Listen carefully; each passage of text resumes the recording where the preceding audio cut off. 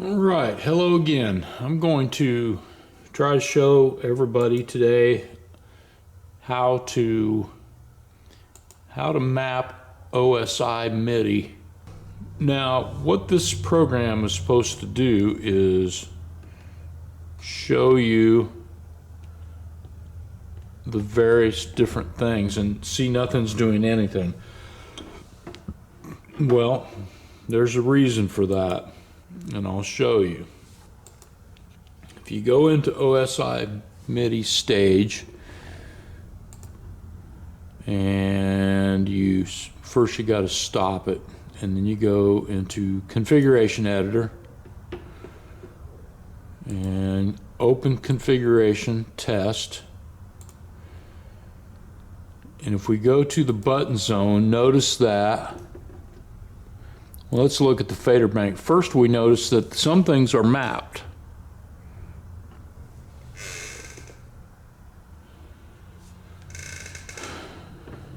The sliders are mapped, left, right, pan are mapped. But if you go to the button zone, nothing is mapped. Now, if you're in simulation mode and you hit any of these buttons, see 1, 2, 3, 4 buses, there's 1, 2, 3, 4, and they don't do anything. Now, if you go to capture mode, and you press bus 1 and you hit bus 1, boom. What we're doing is we're mapping these buttons. I don't know why it doesn't work out of the box, but it does not.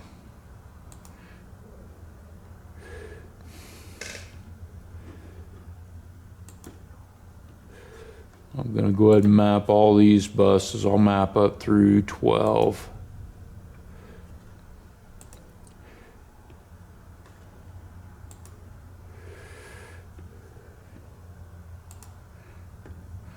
All right, so for FX1, that's this one right here. FX2 is here. These are all marked on my overlay. So it's pretty easy to do as far as mapping goes. So mute groups are here. So mute group 1, mute group 2, mute group 3, mute group 4, mute group 5, mute group 6.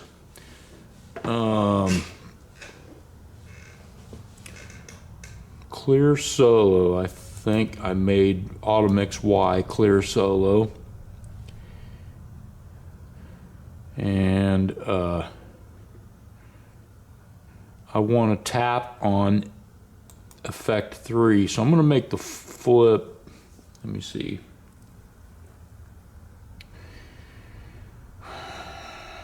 I don't remember what I used. I'll use the scrub button for a tap. I made the left button main, left, right, the down button mono center, the up button matrix, and the right button DCA. So gain is gain up here. Equalizer's EQ right there. Pan is here.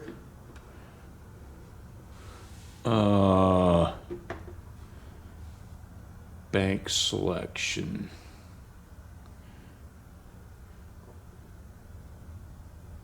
Bank left.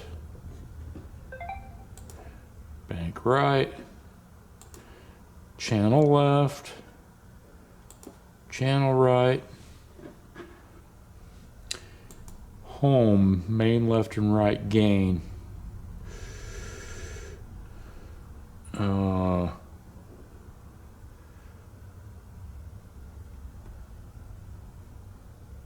don't remember what we used for that actually.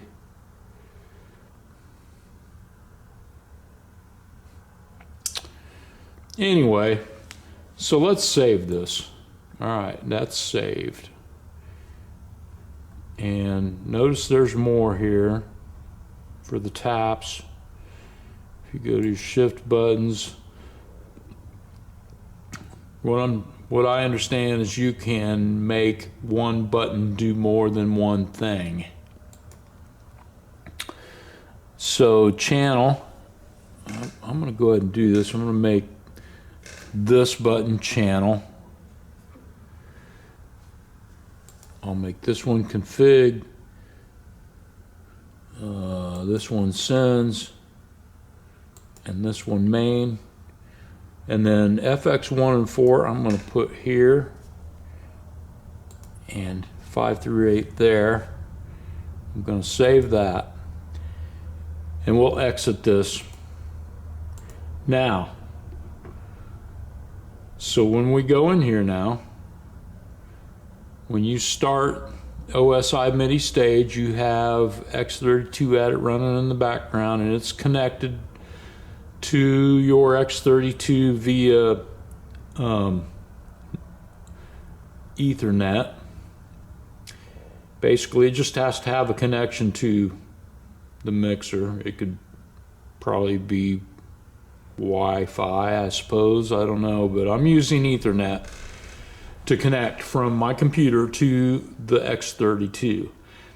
Now, if I go in configuration, there is test here, and I'm going to select that, and it found the input and the output device, and I'm going to start that. Now watch the X touch and see what happens. So things changed. Notice that now the scrub light is flashing. Well, guess what? That's for your tap delay. I'll slow it down. Now it'd be echo, echo, echo, echo. So this would be a fast delay for, you know, when you're just singing, you know, want a little bit of reverb and a fast slap back. Now notice that when we change banks, or I'm sorry, channels, now see the channel selector going to the right. If I select my vocal channel now and I hit EQ, boom, there's the EQ. If I want to look at buses, there's bus 1, and the way it's configured, the volumes that are assigned to bus 1, which is Dan. 2 is bus 2, 3 is Steve or bus 3, 4 is David, that's me, and 5 is keys. And notice that the roll and the Kurzweil are both sent to the keys bus, because I've got keyboards run into my mixers for recording purposes, and then I send that back to a bus, and that goes to his amplifier on stage. So he doesn't notice anything different. The only thing he knows is the amp's got to be on so he can hear himself through his amplifier on stage. So that's really all there is to it. Now if you notice, if I hit FX 1 through 4, there they are, 1 through 4, and I can select that and make changes. I've got a touch screen here, so that's real handy, but you can also make those changes on your encoders here. You can't see it from the angle that we're at, but that can be done. I'm going to go back to global view and close this. Oh, global view is not assigned. If I hit that button again, it goes back. So let me change now though. I've got all that set up. I'm going to stop this, and I'm going to go back in here, and I'm going to select my X touch configuration and start it. Now I assign the flip button as tap for the delay in the configuration that I'm using. This is select for mains. Notice it highlighted. If I hit select on one, now we're over here. Everything's the same. Now notice I've got global view, and I can't remember what that how that was assigned, but it is. Everything else works the same. If you go FX1, you see the mix on Vintage Room. 2, gated reverb, nothing's being sent to it. 3 is stereo delay, and we got a couple of channels, vocal channels being sent to that. 4, vintage reverb is not in use either. So that's just the mix on your effects channels. Just a quick way to get there. Now if I hit global view, we go back home. Channel 1 is still selected. We see everything that you would see on the home screen. Now remember that I assigned these channels for channel configuration.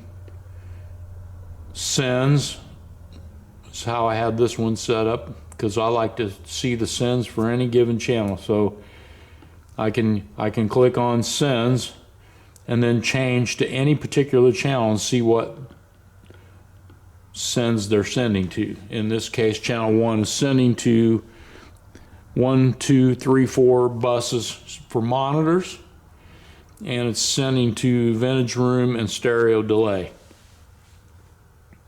So yeah, so far I've not found any use for the knob. I think it's only useful in control of your DAW for scrubbing. But it has no real function that I found for controlling the X32. Again, I set Auto Mix X for main. Now if I hit EQ, this is the EQ on the main, it's not set.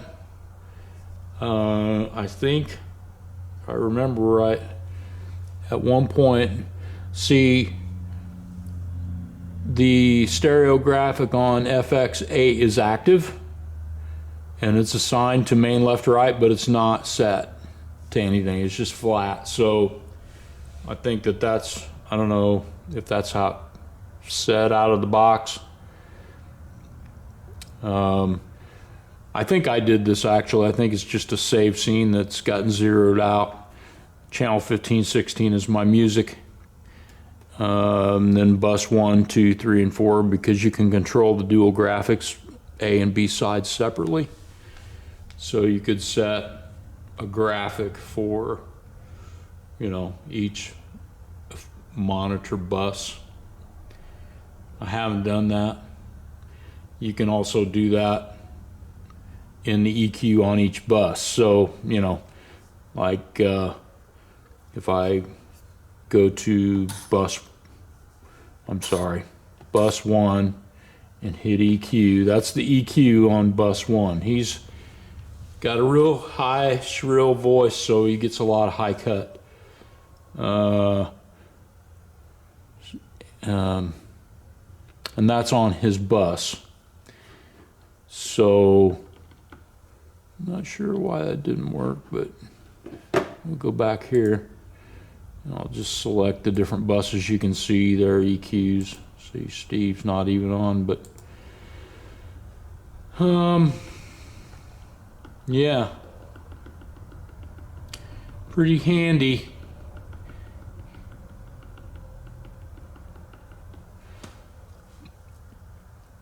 It's just really nice. You know, up here also I've got these buttons were something else, and I assigned this one to the gate and this one to dynamics. Again, if I press global view, we go home. So I'll show you the mapping for that. One nice thing in this software is that if you open a configuration like this one, my X32 X Touch, but we were just using, if you go to simulation mode and you go into your buttons and you press something, you'll see what it's mapped to. It's kind of helpful. FX1, 2, 3, 4 there, mute groups. So it can help you to understand home. I'm not sure. Okay. So home, main, left, right, gain, I've got assigned to global view. And it does in fact take you home. I'm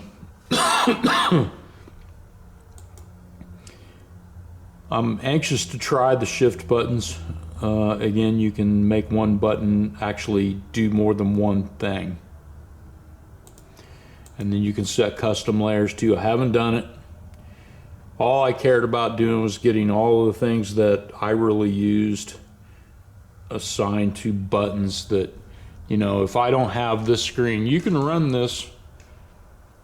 You can run this in X Live too, and this is just I've got two things connected here. I've got USB to the computer connected from here to the computer, and I've got an Ethernet cable on the back that runs to my router, which then both of these are actually running to that as well.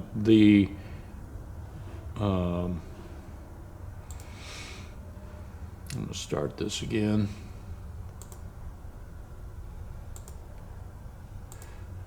The X32 edit is running the mixer via Ethernet. So they both of these two go to an Ethernet to the router, and then the router goes to Ethernet on the mixer. So right now what we're on is the X Live selection. You can go from X control to X Live, and this still controls everything. Notice now we're not connected to the mixer via MIDI. If I go to this control, it doesn't change, and this doesn't do anything either. It does change your channel position here,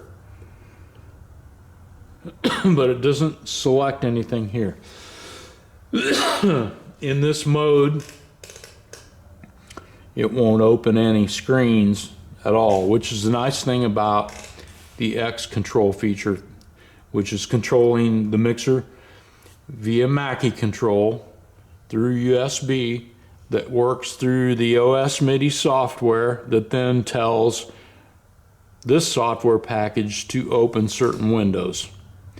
So that's what makes the software follow the mixer's settings. So again, you've got X Live, which is Ethernet control to the mixer. We could shut the computer off completely and still use this to control the mixer, which is what I'm doing right now. The fader banks still work then, but your scribble strips now look different. Notice that this is the way they look. They're different, but the same. If I change again, 17 through 32 are off, those channels. They're not even on. The next bank is then aux returns and USB returns, and then you've got your effects returns and buses. Yeah, and then your DCAs and your matrices. So it's a very, very handy device, no doubt about it. But there's just not enough information about it, either from Behringer or really anybody else. It's almost kind of a, here it is, you figure it out kind of a deal. I did quite a bit of research on YouTube and didn't find much. What was really interesting about it, being the Behringer product that it is, when I looked at the X32 tutorials, There's not one, I'm sorry, the X-Touch tutorials. There isn't one about controlling the X32. It's about controlling everything else like Cubase or Ableton or all the different DAWs, everything but the X32. Explain that one. I've looked several times. They do not have a tutorial. As of yet, and this was as of a week or two ago, I looked again. Nothing about the X-Touch controlling the X32. Nothing about hooking it up, nothing about setting it up, nothing.